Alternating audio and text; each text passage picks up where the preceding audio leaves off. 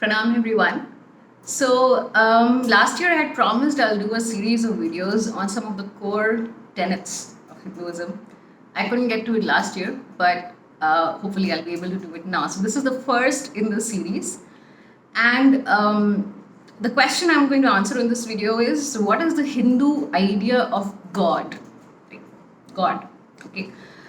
And before I proceed to explain this concept, I just wanted to say that the word God is a Western word which carries a lot of connotation. So I'm not at all saying that this is a good word or it's a bad word or something like that. But I'm just saying when we use the word God, even in this definition, you are actually unconsciously or without meaning to carrying forward a lot of the meaning associated with that word. It's a heavily loaded with meaning. So the word God is used mostly in the Abrahamic cultures, and it's important to differentiate first of all between the word God and the word for divinity in Hinduism, in Hindu Dharma, because they're radically different. They're completely different from each other. So in Abrahamic cultures, the word God signifies any one entity who is, higher or bigger than you, essentially, right? But in Hinduism, the idea of godliness or of divinity is not really that. Not really that.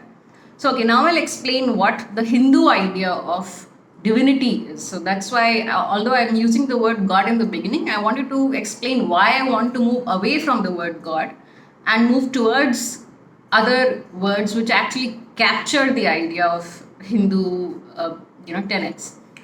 So, in Hindu Dharma, see, the idea of God is to inspire you towards your bigger, final, ultimate goal of life itself. So, in Hinduism or Hindu Dharma, whichever way you prefer it, the goal of all life forms, all of life, all living beings is eventually moksha, mukti, enlightenment. Again, the word enlightenment has suddenly started meaning a lot of other things in Western cultures, especially in corporate language.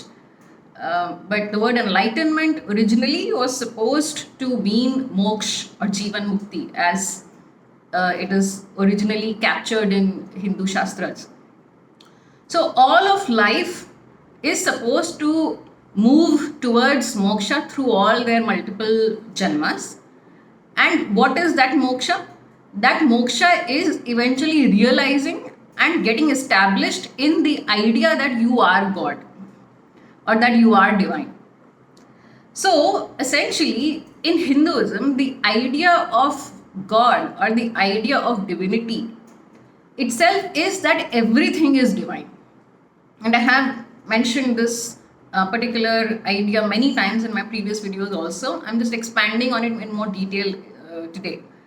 So everything is divine, everything is God, and everything is supposed to keep moving towards that realization with every action, every decision they are taking, one way or another. So all of life, you see, everything that is happening in life, whether you think it is good, whether you think it is bad, whether you think it is painful, whether you think it's joyful, at the end of the day, everything that is happening in life is to move you towards that awakening, that realization that you are divine, you are eventually that.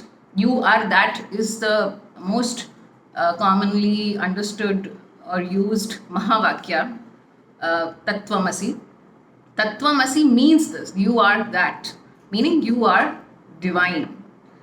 Now, in this idea, there is one thing which is very important to understand, which is that a lot of people believe that this idea, which is mostly understood as Advaita Vedanta, a lot of people think that this is somehow at conflict with, Dvaita, which is basically worship of deities or worship as a concept itself. Now, again, I don't want to use the word prayer because the word prayer against carries a lot of connotation. I'm not saying it's a bad word or something, but it doesn't really capture the the Hindu idea or the Hindu tenet of what is worship. So there is, first of all, there is no conflict between Advaita and Dvaita, because see, when you worship a deity, or when you worship even a person, when you worship a concept, when you worship anything like wealth, the more you worship something, the more you imbibe their quality. So if you're worshipping Krishna, you will start imbibing the qualities of Krishna. The more you worship Shiva, you will start imbibing the qualities of Shiva. If you are worshipping Devi, you will start imbibing the qualities of Devi, because you are slowly moving towards a space of connection, of oneness with them. Oneness is Advaita. So Dvaita eventually leads to Advaita. Dvaita is the space we are in today. Most of us have not fully realized that we are in oneness, or that we are that. Oneness means this, by the way. Advaita means this, that you are not separate from that cosmic consciousness, from that divinity. Dvaita is the state we are in today. That is how most of us perceive ourselves. So reality is Advaita, but our way of existence, our way of perception of reality is Dvaita. We sort of see ourselves as separate, even though we are not, right? So there is no conflict if you actually try to think deeply about it. Eventually, when you start with Dvaita, which is worship of deities, or it can be anything else, it can be even somebody close to you. And yeah, once again, just this is an aside point. There are many people who have a problem with, why are you worshipping X, why are you worshipping Y, why are you worshipping your guru, why are you worshipping a cow, why are you worshipping? Hey, we can also worship a brick. In Hinduism, there is no ban on who you can worship. If you want, you can worship anybody you want or anything you want. If I want, I can go and worship a tree. I can worship a banana if I want. There is no ban anywhere in Hinduism on who or what you can worship, because everything is eventually divine. And this is extremely important to understand. This ban of who you can worship or what is divine, what is holy, what is not holy, only exists in monotheist cultures. And that is their belief. I'm not commenting on them, but this system does not exist in Hinduism. This concept does not exist in Hinduism. It is absolutely your freedom who you want to worship, because eventually everything is divine. What is advised is to not worship anyone who is already completely unspiritual, because you may start sort of, if you're obsessed, even that is not worship, that is more like an obsession. If you're, for example, if you're obsessed with celebrities who have really debased lifestyles, and that's not a good thing for you. But if you're worshipping from the context of divinity, from the context of divinity, I'm seeing divinity in this object, then that is perfectly fine, because that is the truth at the end of the day. So that's an important point to understand. And secondly, like I was saying, there is no conflict between Dvaita and Advaita. A lot of people have this conflict that, this sampradaya is right, that sampradaya is wrong. Nobody is wrong. They are just different paths to the same truth. So this is a Hindu idea of godliness or divinity or consciousness or Ishvara. Ishvara is the correct word for God in Hinduism. Now, then people say that, okay, in Abrahamic cultures, you have something like God who is up there and you are down here. So what is it like in Hinduism? See, in Hinduism, for you to worship somebody, they don't need to be above you. That is another point which most people fail to understand. In Hinduism, see, when Krishna says in Bhagavad Gita, if you surrender unto me, you achieve my space. So see, he is very clear in saying that if you are surrendering to me, you are achieving my state, my space. What does that mean? It means his state is obviously available to everybody. It means he is just showing you the path to achieving his state. It does not mean that Krishna is saying, oh, I'm superior, you are inferior, you should surrender unto me. It's not from that state. And these misunderstandings about higher and lower and hierarchy and patriarchy and all of that is because we are still subscribing to Abrahamic Christian ideas of even prayer, even worship, even God. So this idea of creationism, God created everything, and surrender unto God, all these ideas are from eventually Christianity. I have to be very plain about it. And again, I'm again not commenting on that. I'm just saying that that's not our culture. That's not the Hindu idea of God or divinity. So when Krishna is, relating with Arjuna, you see, he is relating with him as a friend.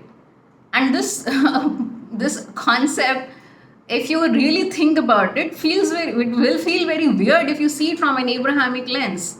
Krishna was Arjuna's like best friend, right? Sakha bhava, which we call in Sanskrit.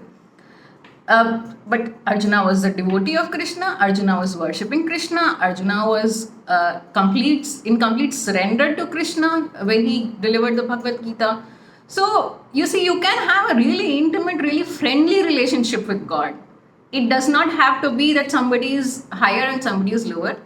It is just that they are in that complete completion space. They are in that completely established in that space of Advaita, of oneness, of I am the whole, whereas we are not. So when you worship them, you start moving towards their space, and you eventually, that path itself will lead you to that space. So when Bhagavad Gita, Krishna is saying that the more you remember me, the more I will become a part of you, and at the time when you're leaving the body, whatever you have remembered the most in your whole life, you will remember that. So that's why he is saying this, that if you remember me a lot, means what? You will remember his state at the time when you're leaving the body. So you will achieve that state. That's why we say that, we have these concepts like we wish each other as Krishna, Krishna, Radhe, Radhe, Har Har Mahadev, Jai Shri Ram. Why? Because the more we remember divine beings in our life, the more we start moving towards their state. And the most you remember something or someone, that is what you will remember at the time when you leave the body. So if you are obsessing over movie stars, unfortunately you will remember them. And again, nothing against movie stars, but they cannot give you enlightenment because they're not on that path. That's the only problem. So that is why we have this concept of worship, of divinity. And I've tried to clear all this confusion, all these concepts, misunderstandings, conflicts around these ideas in one place.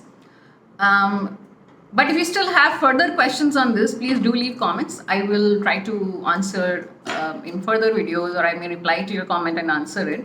But unless you first differentiate between the idea of God in Abrahamic cultures, Abrahamic religions, and the whole concept of divinity in Hinduism, you will always be in conflict. Because you cannot reconcile our idea of divinity with their idea of God. You won't be able to reconcile it. You can respect it, or you don't have to disrespect them, but you cannot reconcile the two.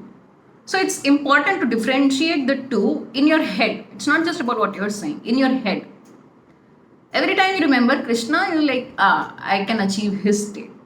See, because when you subscribe to their ideas, they, in a very subtle way, this idea of impossibility creeps into you. It's their state. We can't be that. We can't be there. Whereas the whole point of Bhagavad Gita was to make you realize, you are that. You have to just start moving towards it. You just have to wake up to your state. That is awakening. Spiritual awakening is that.